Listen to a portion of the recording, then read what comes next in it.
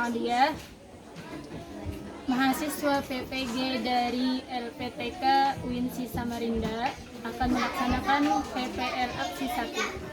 Selamat menyaksikan. Assalamualaikum warahmatullahi wabarakatuh. Waalaikumsalam warahmatullahi wabarakatuh. Bagaimana kabarnya hari ini anak-anak? Pagi-pagi semangat. Pagi-pagi Semangat. Untuk mengawali pembelajaran kita hari ini, kita terlebih dahulu akan membaca doa. Dan yang akan memimpin doa kita hari ini adalah ketua kelas. Ketua kelas dipersilahkan untuk memimpin doanya. Doa dimulai.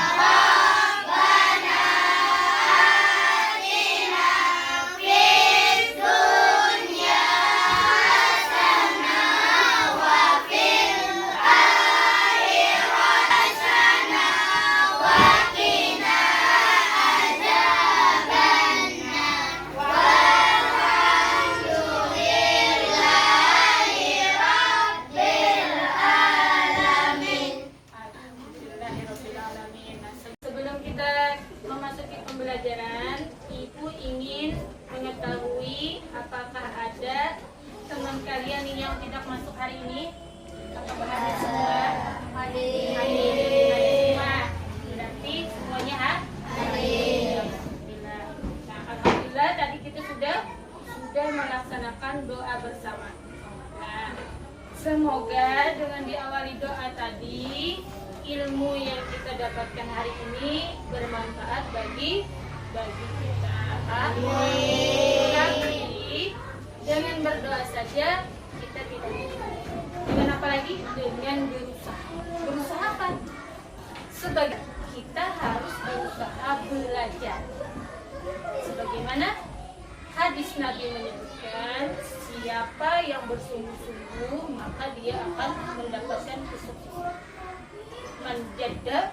Jadi kalau kita sebagai pelajar berarti kita harus belajar dengan sungguh-sungguh. Supaya apa? Supaya mendapatkan ilmu yang bermanfaat. Amin.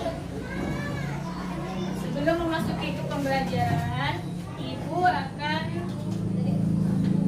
memberitahu capaian pembelajaran hari ini. Judul kita hari ini pada bab yang ketiga, yaitu sebab-sebab terjadinya fatwa muka atau sebab dan peristiwa fatwa muka.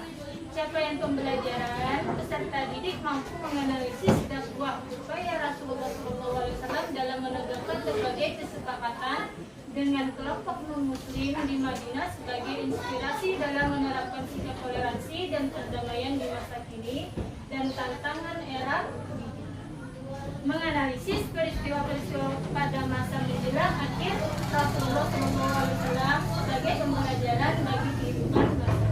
Nah,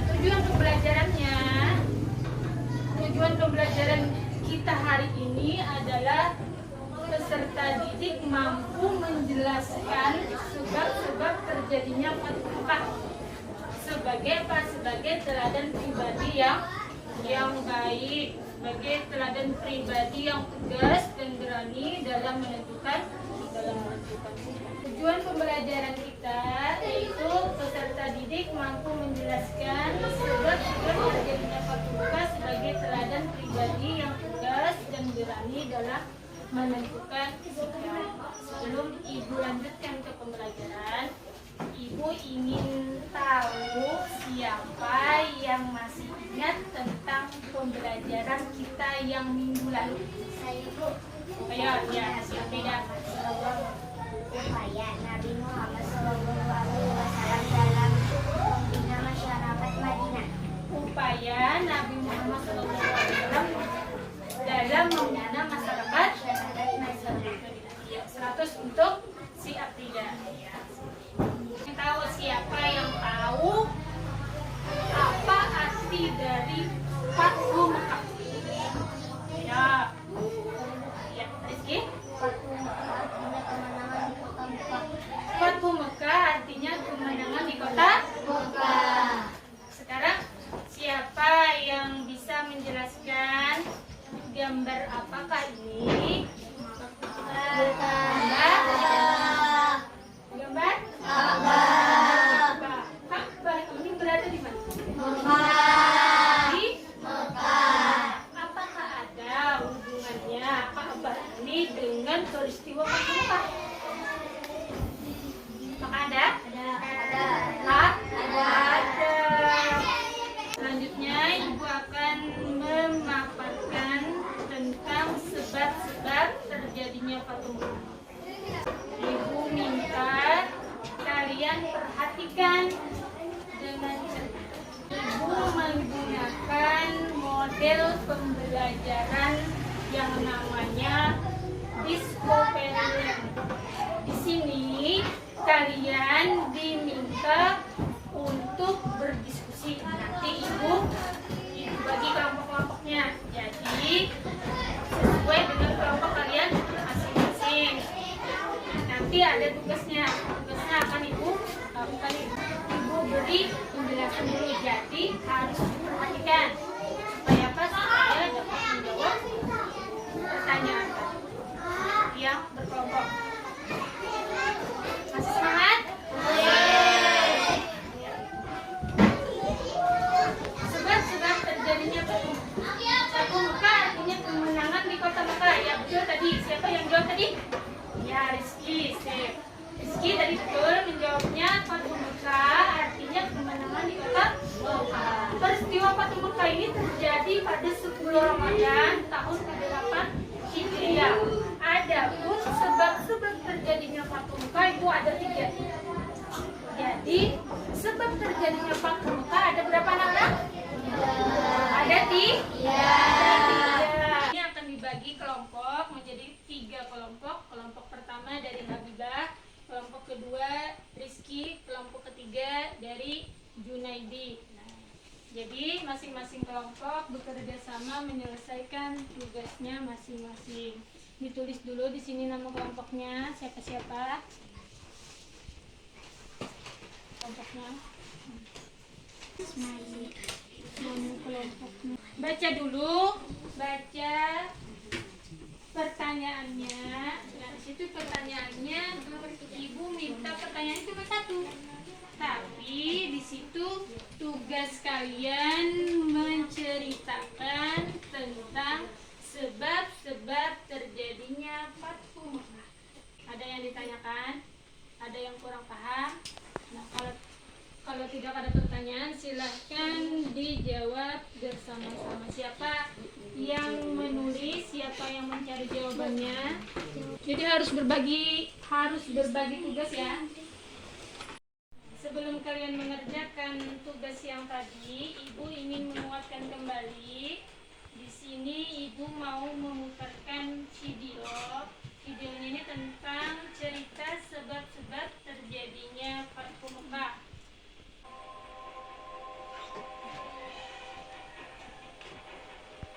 Jadi simak dulu baik-baik. Di sini ada tentang cerita sebab-sebab terjadi. Bisa sambil dicatat.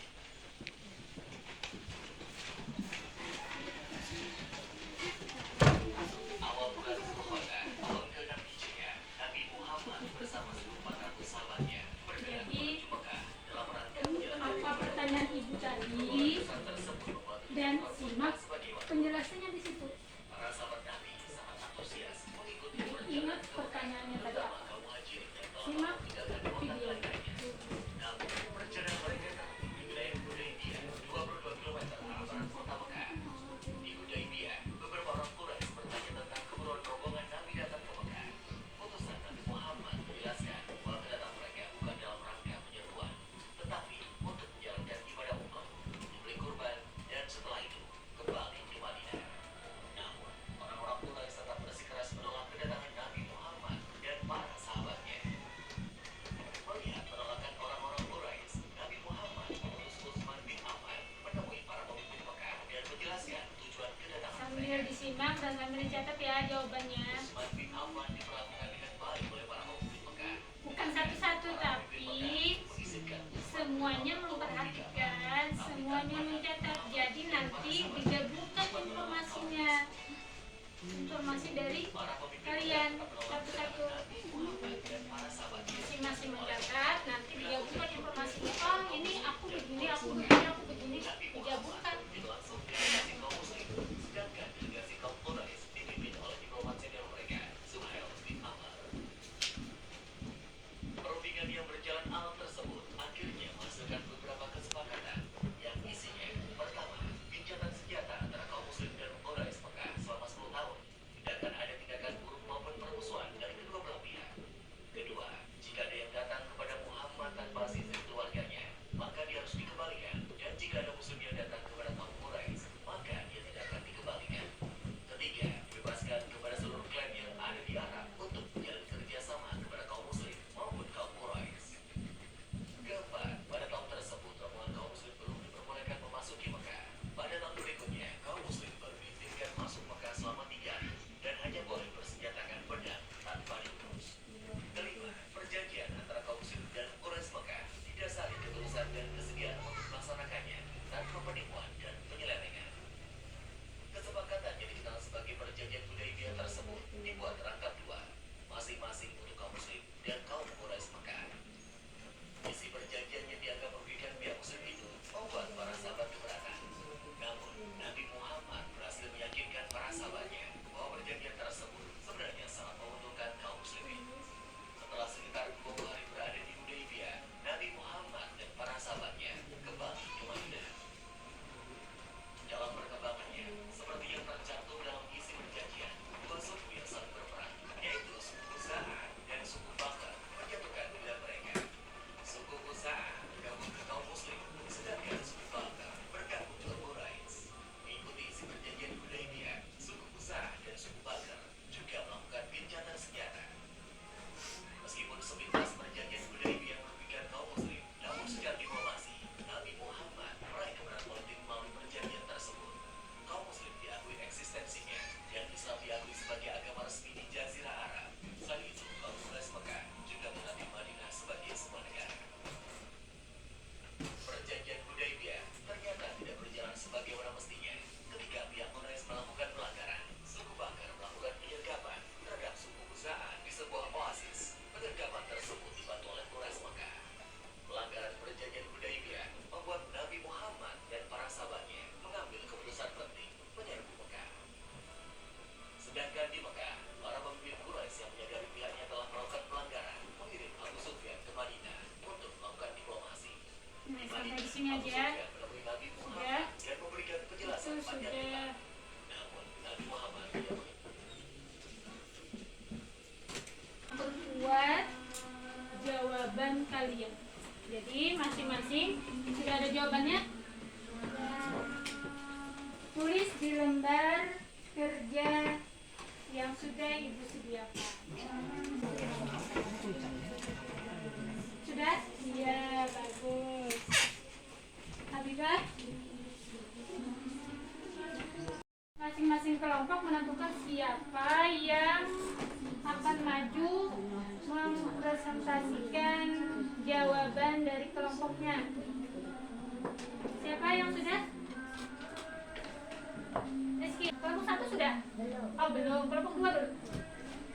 Menunggu temannya yang belum, jadi Rizky dari kelompok 2 ingin mempresentasikan situ.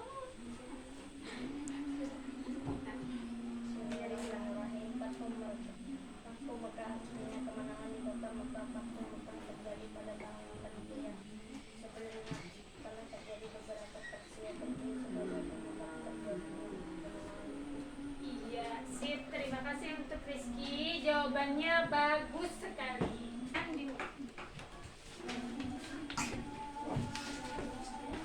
Nah, ini dari kelompok 2.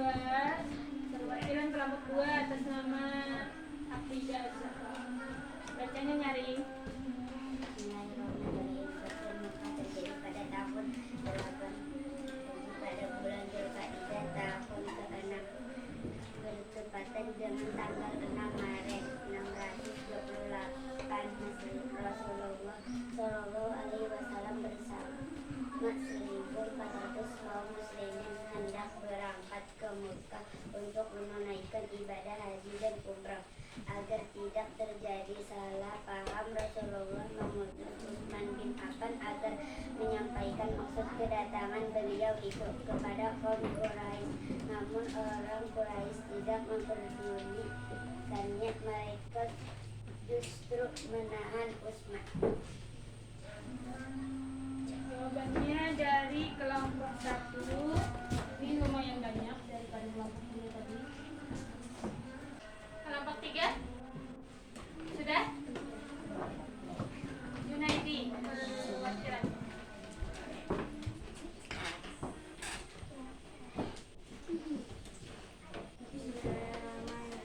Perjanjian Hudaybiyah antara kaum muslimin dan kaum Quraisy. Kurja bergabung dengan muslimin. Raja. Jawaban dari kelompok 3. Ini jawaban kalian bisa kita simpulkan bahwa sebab-sebab terjadinya Fathu Mekah itu ada berapa? Hudaybiyah ada 4. Sebab-sebab terjadinya Fathu Mekah ada 3. Berarti ada 3. Pertemuan yang berikutnya, untuk pertemuan yang minggu depan, nanti kita akan mempelajari tentang cara Rasulullah Shallallahu Alaihi Wasallam menghindari pertumpahan darah dalam peristiwa Fathu Mekah. Nah, nanti bisa kalian pelajari terlebih dahulu tentang judul yang tadi. Oke, mempelajari tentang cara-cara Rasulullah Shallallahu Alaihi Wasallam menghindari pertumpahan darah dalam peristiwa Fathu Mekah. Sampai di sini ada yang ditanyakan lagi? Tidak ada. Ibu yang bertanya. Di pelajaran hari ini, apakah kalian ekspresi atau apa tanggapan kalian tentang pembelajaran kita hari ini? Hah? Senang. Apa senangnya? Rami. Oh, Rami. Kenapa jadi Rami? Oh, nonton video. Jadi nonton video, jadi lebih bersemangat. Oh iya. Apakah kalian paham pembelajaran hari ini? Paham. Memahaminya cepat. Apakah cepat memahami daripada pembelajaran yang lalu? Cepat. Di sini pembelajaran kita hari ini kita tutup dengan mengucap hamdalah. Alhamdulillah. Rabbil alamin. Ibu tutup pembelajaran hari ini. Ibu ingin membagikan LKPD, lembar kerja kalian akan jawabnya nanti di rumah. Ini tentang penjelasan ibu tadi tentang sebab-sebab terjadinya Fathu Mekah. Jadi dikumpulnya minggu depan, jadi seminggu. Menjawabnya di mana, Bu? Menjawabnya di bawah ini. Ada lagi pertanyaannya? Tidak ada. Jadi sudah paham. Ibu cukupkan sampai di sini pertemuan kita. Kita sudahi dengan membaca Alhamdulillahirabbil alamin.